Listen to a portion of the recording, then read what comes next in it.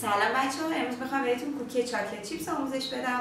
کوکی چاکلت چیپس یک کوکی پرطرفدار توی آمریکا و البته الان تو کل دنیاست. به خاطر اینکه یه عالم تو شکلات چیپسی داره که با خوردنش خیلی حس خوب به آدم دست میده. مواد لازمش هم مثل بقیه کوکی هاست. کره داریم، شکر قهوه‌ای داریم، شکر سفید داریم، شکلات چیپسی داریم، آرد داریم، تخم مرغ و جوش شیرین و نشاسته ذرت. بریم ببینیم که باید چیکار بکنیم. مثل همه کوکی های دیگه ما میذاریم کره‌مون به دمای محیط برسه. کره رو من اضافه میکنم، شکر قهوه‌ای و شکر سفید. من شکر با کره میزنم تا زمانی که کرمی بشه. خب من توی این مرحله تخم مرغ رو اضافه میکنم. 1/2 وانیل مایه رو همراه با تخم مرغ اضافه میکنم به داخل کاسه همزن.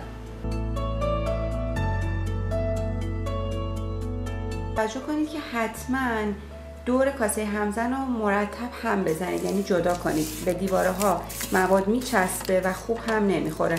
ما دیواره ها رو جدا میکنیم و دوباره همزن رو روشن میکنیم. مواد ما کاملا هم خورده، این تخم مرغ با کره و شکر حسابی مخلوط شد. من توی این مرحله باید آرد رو اضافه کنم. من اینجا آرد رو دارم و نشاسته ذرت و جوش شیرین. با آردم مخلوط میکنم که وقتی میخوام بریزم داخل همزن کلا نشاسته ذرت و جوش شیرین همه جای موادم باشه. حالا الان اضافه میکنم به داخل کاسه. من آرد رو طی 3 مرحله به مواد داخل کاسه اضافه میکنم و خیلی آروم هم میزنم.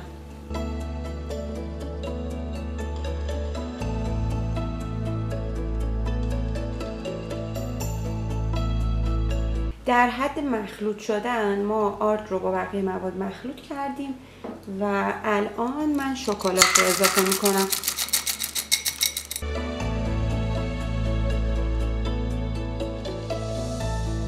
شکلات رو در حدی که فقط مخلوط شه هم میزنیم و الان مواد رو باید بذاریم داخل سلفون و بذاریم داخل یخچال به مدت 1 ساعت تا 2 ساعت خنک بشه موادمون و بعد میذاریم داخل فرن. من سلفون رو باز کردم و مواد رو میریزم داخل سلفون. بازم تاکید میکنم اگه نمیخواین کل کوکیتون رو درست کنین توی 2 تا 3 بسته بندی میکنیم که همشو نخواین داخل یخچال بیارین بذارین بیرون و به دمای محیط برسه. هر بسته‌ای رو که میخواین میارین و بازش میکنین و درستش میکنین.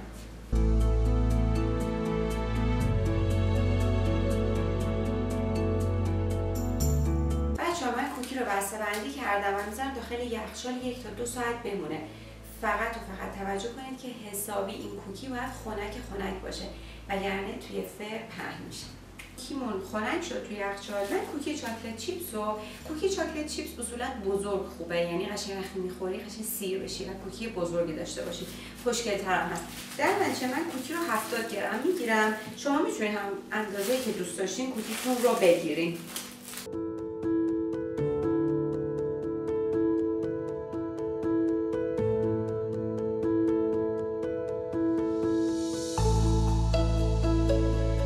از قبل فر رو با دمای 160 درجه گرم کردم و بین 13 تا 14 دقیقه میپزم.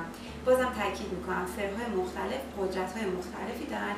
در نتیجه فر خودتون رو بسنجین که چه مدت زمانی براش کافیه و کوکیاتون رو توش بپزید.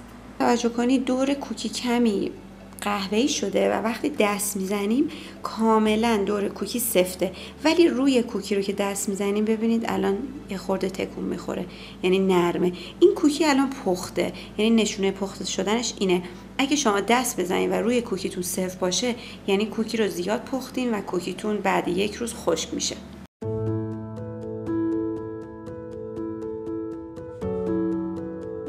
خب ضبط کنیم؟ نه یه تست بریم اول. آرد اندازه نگرفتم تو آمریکا و البته کل توی این دنیاست و خیلی بد گفتم. دوباره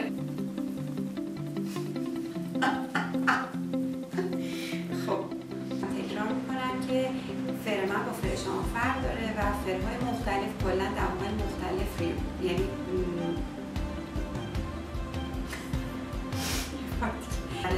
فرق میکنه. پس در نتیجه فر خودتون رو ببینید که چه قبل بودم 160 درجه گرم کردن. شما هم همین کار بکنید. یعنی چی آخر؟